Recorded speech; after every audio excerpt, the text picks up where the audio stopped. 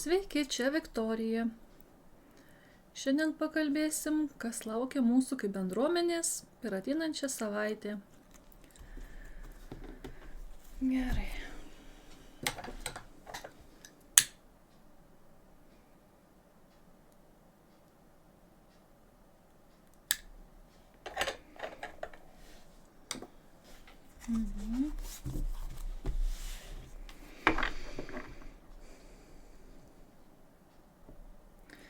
Šią savaitę truputį norėsi spėkti lėkti.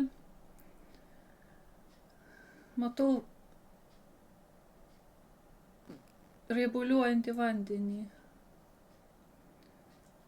Tik mes kaip įbridę į tą vandenį ir sukeliam bangas raibuliuojančias aplink.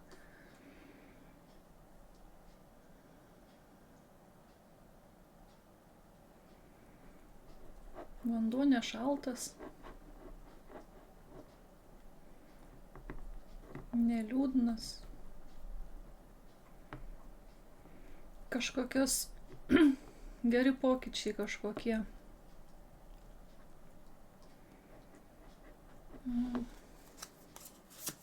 Kokie pokyčiai?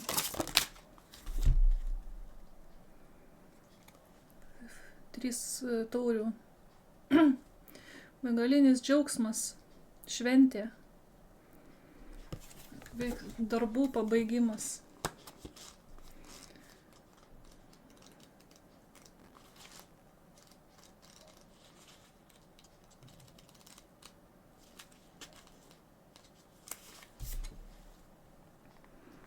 Draugystė, bendruomenė, susirinkimai, šventės, grupiniai susitikimai, įvykiai, socialiniai kažkokie susirinkimai. Džiaugsmas, šventė. Gali būti, kad kažkoks vakarėlis laukia arba kažkokių savo pasiekimų šventimas. Taip pat primena, kad kai kurie jūsų hobiai gali tapti svarbesni negu profesija jūsų.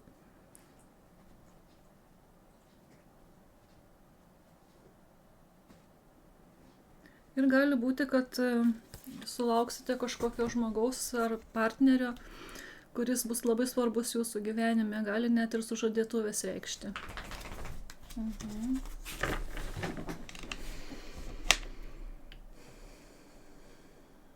Dabar lazdų tūzą matau akyse. Lazdų tūzas, tai kaip svajonių įsipildymas, darbų nuveikimas, pabaiga ir nauja pradžia. Kur tos lazdos mūsų?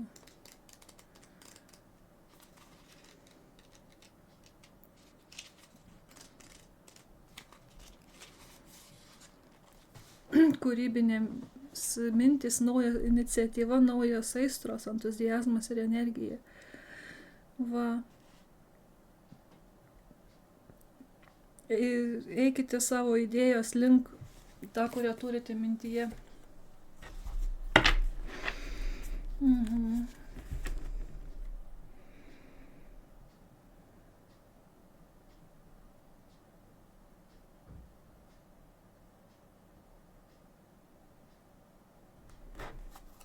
Tokiais būdais man tas svajonė siekti.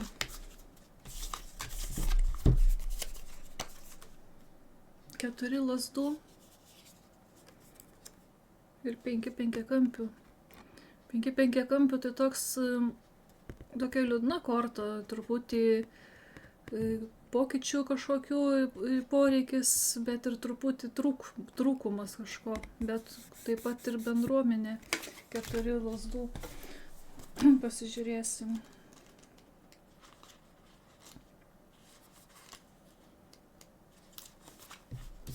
Lazdų 4. Bendruomenė, namai, vėl šventimas, šventė, susirinkimai, stabilumas, priklausimas. Tai kokiais būdais, klausiu, mums siekti savo tikslų, tai sukurkite arba atraskite savo bendruomenę, dalinkite savo džiaugsmais, Arba į kelionę išeikit, arba išvykit. Arba kaip tik įleiskite šaknis.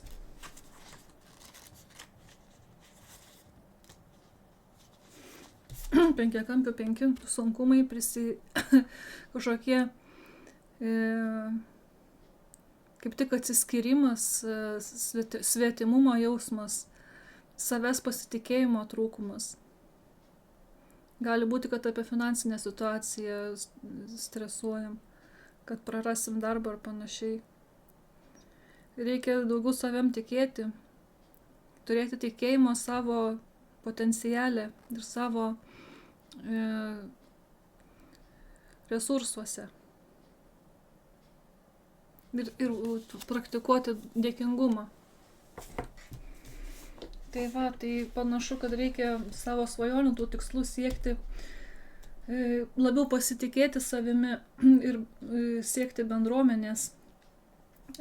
Gali būti, kad mes savo svajonių norim, bet pergyvenam dėl finansinių galimybių. Tai nebūtina juk išeiti iš darbo, kad kažkokią savo svajonę imtis. Galima kelis darbus vienu metu dirbti. Tai aišku, laikas, kitas dalykas bus klausimas. Kodėl mes apie finansus taip svarstom?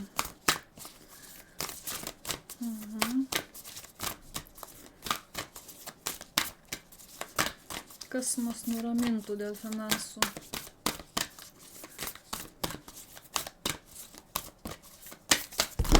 Ujei, kiek kortų. Susirenku ir toliau maišau. Kas mus dėl finansų nuramintų?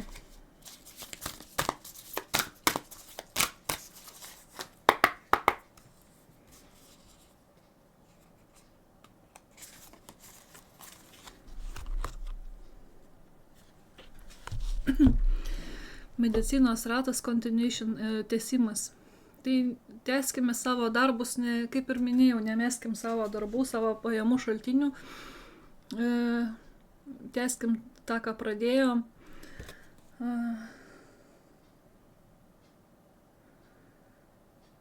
Kaip tas ratas tęsiasi ir tęsiasi ir tęsiasi.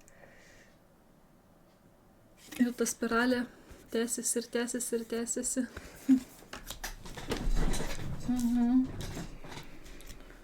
Gerai. Ką dar reikia žinoti apie šitą šventę, kurios mes laukiam?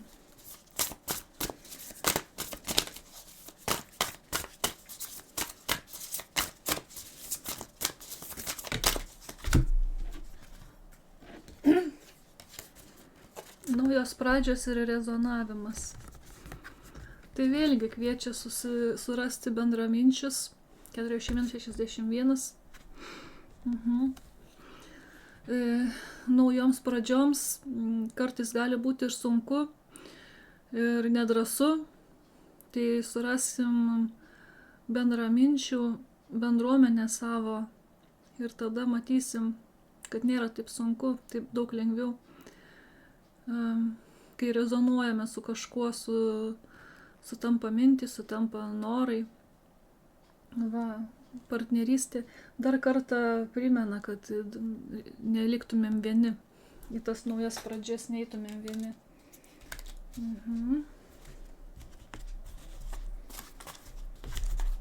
Kokie iššūkiai mūsų gali laukti?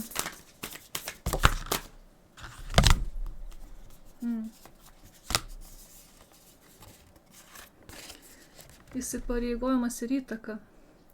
Gali būti, kad sunku, gali būti tęsti tuos pradėtus darbus link savo svajonės, juk reikia eiti mažais žingsniukais, kartais ir šuoliais einam, bet pradėkim nuo mažesnių žingsniukų ir pastoviai eikim su atsidavimu per savo svajonę. Gali būti, kad to atsidavimo truputį gali pritrūkti, galim kažkokia įtaka išorinė gali mus paveikti, pavyzdžiui, lyginimas su kitais, bet nepamirškim, kad lyginam kažkieno 1 puslapį su kažkieno 20 skyrium. Tai nepamirškim šito.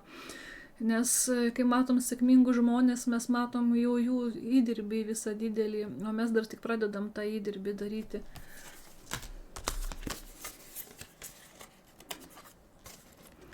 Ir laisvės troškimo gali norėtis.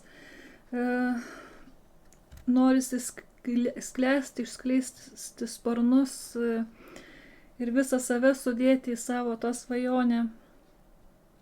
Bet mus laiko darbinė aplinka, mūsų finansinė, materialinė padėtis, kasdieniai rūpesčiai, šeiminiai visokie. Ir truputį sunku tampa išskleisti tuos sparnus ir sklęsti virš debesų su savo svajonės vedamais tikslais. Tai va, truputį įsilaisvinti norėsis. Nu va. Tai čia toks iššūkis, kad gali mūsų aplinka mus truputį veikti. Gali baimės mus veikti truputį, va, tam tikros, kad kažkas nepasiseks ar vėl, kaip sakiau, lyginimas su kitais.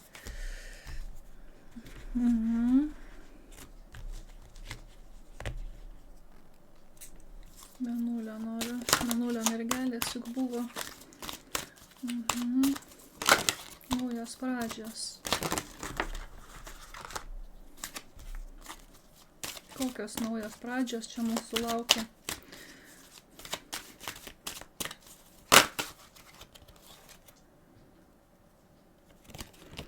Nourishment. Kaip čia sakyti? Maitinimas. Savęs globojimas. Pradėsim savim rūpintis daugiau, kreipti dėmesį į savo sielos būklę, kaip nuperkam akinius savo akims, taip savo sielos regėjimą truputį gerinti norėsim. Va, tai ta pradžia turbūt į mūsų dvasingumą einanti. Jeigu čia esat, tai truputį ir galvojat apie dvasingumą, juk ne šiaip sau žmonės atsiduria tokiuose skaitimuose. Tai va, tai tos naujos pradžios veda jūs į savęs pastatymą pirmiau, prioritizavimą, savęs realizavimą, savo sielos maitinimą. Va.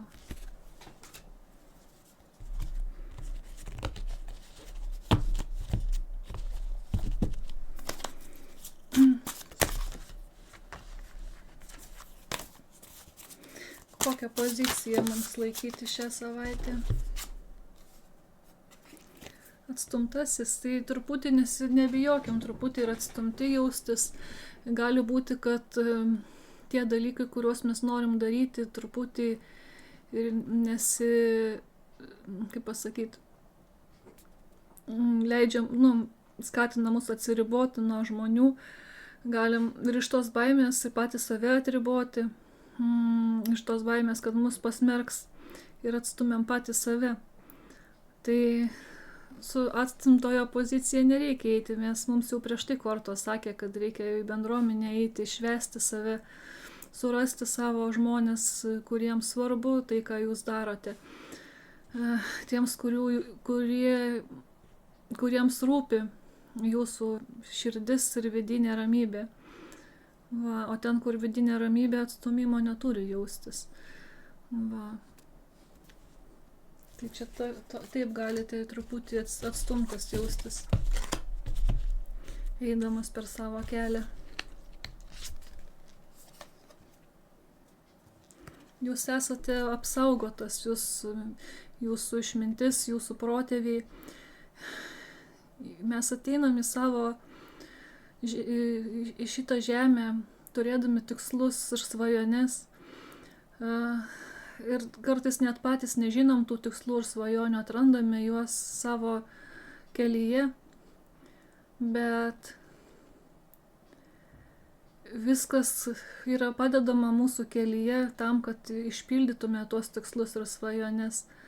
Net ir tie akmenys, kurie atrodo tokie sunkūs ant kelio, mus nukreipia Ir tai yra dalis apsaugos, kurią gauname iš visatos, iš dvasios, iš šaltinio pagrindinio. Tai iš Dievo, kad ir kaip pavadinsim, nėra svarbu tą etiketę uždėti. Iš aukštesnių jėgų mes turime apsaugą ir mus veda kelyje.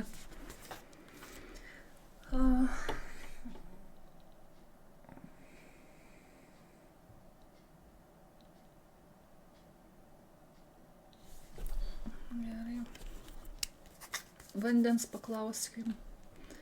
Ką dar reikia žinoti apie savo kelią mums?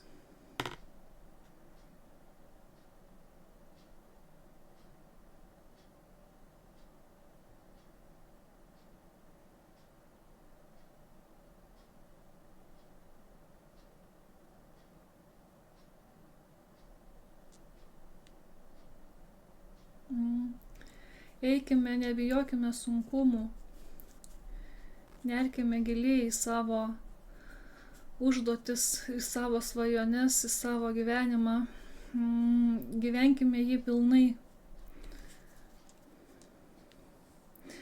Sekime srovę, būkime atsidavę. Ateityje upės nuneša mus į vandenynus, kiekviena upė neša į vandenyną.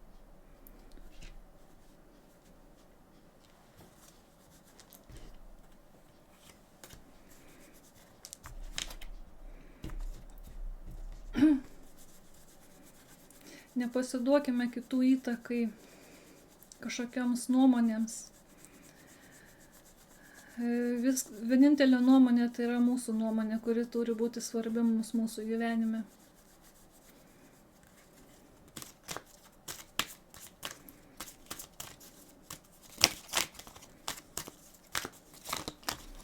Leiskim savo upiai tekėti savo vaga.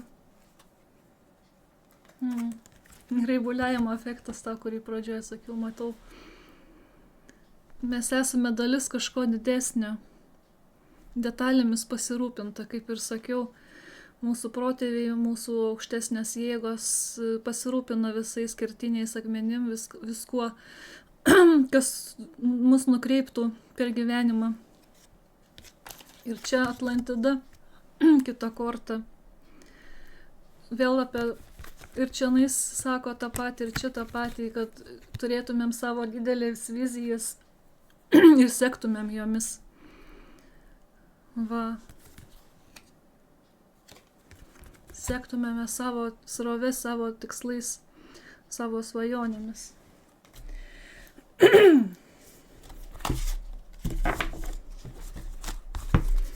Kokį patarimą duosim? Svajonių siekime.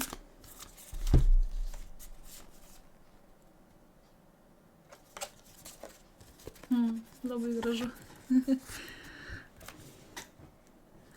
Tobula audra. Drąsa žengti į gyvenimą.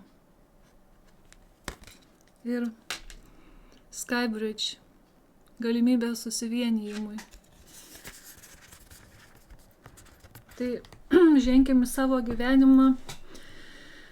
Nebijokime partnerystės, neturime per gyvenimą eiti vieni, mums žmonės atsiunčiami ne šiaip savo gyvenimą. Jie mums padeda pabūti ramščiais, padeda kartais būna tais kertiniais akmenimis, kuriuos apeiname ir tada nueiname tuo keliu, kuriuo turime eiti. Čia sąjungai, gal net santuokai, palankus laikas. Drąsiai ženkime gyvenimą į savo tikslus. Nepamirškime, kad meilė mus vienyje.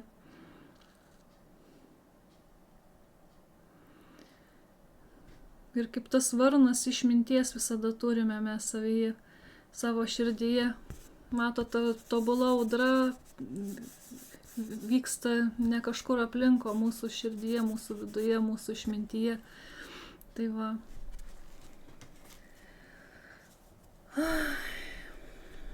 Na ir koks gyvūnas čia mus lydės šią savaitę. Pasižiūrėkim dar.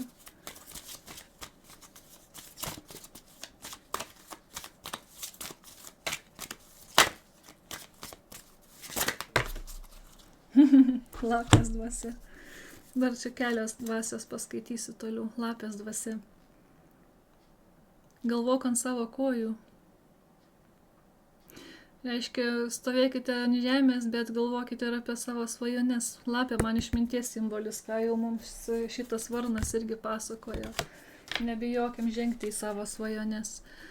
Va. Balandžio dvasia. Būkite taika. Būkite ramybė vienas kitam. Jeigu norime surasti ramybę, pirmą turime ramybę savyje atrasti. Ir tada ramybė pritraukia ramybę. Suteikim ramybę kitiems ir patys būsime ramus. Drugelio. Kaip ir tas banguojantis vanduo, kai mes įbrindam, kaip ir drugelio sparnai kažkur mostelėje, sukelia kažkokius įvykius. Transformacija yra graži, kaip iš to vikšrelio išsirita drugelis. Taip ir mūsų gyvenimo transformacija yra labai graži. Kartais reikia transformuoti save, truputį pabūti tuo vikšru ir pavirsti tą košę, kurie pavirsta kokonė vikšrelis, kad išsilaisvintume, išskleistume savo sparnus ir į savo svajonės pažvelgtumėm. Tai va, ne viskas prasideda taip gražiai, kaip norisi. Kartais pirmi žingsniai yra patys sunkiausi. Va. Bet prisiminkim, kad mes tuo drugeliu anksčiau ir vėliau pavirsim. Va. Tai tokia šios dienos žinutė. Tikiuosi kažkiek surezonavo. Pakomentuokit, parašykit, paspauskit patinka ir lauksiu jūsų kitą kartą. Iki.